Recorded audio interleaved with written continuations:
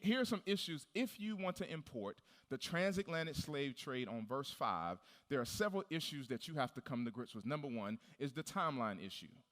Paul wrote this at 60 AD in a Roman prison. The transatlantic slave trade happened in 1619. How can Paul be talking about something that has not happened for 1,000+ years at the time that he is writing it? You have a timeline issue if you want to impose something that happened in 1619 on something that was written in AD 60.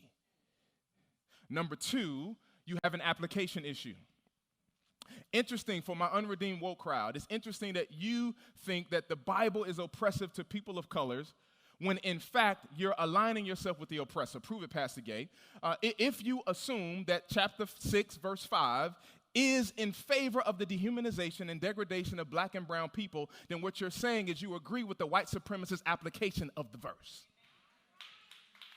That's what you're saying. You're saying that this verse was indeed, and you agree with them, and that the Bible's wrong and the white supremacist was right, and so you agree with them, therefore black and brown people shouldn't be Christians. So you have a timeline issue with your interpretation, but you also have an application issue with your interpretation because you're now agreeing with the oppressor's wrong interpretation of the verse.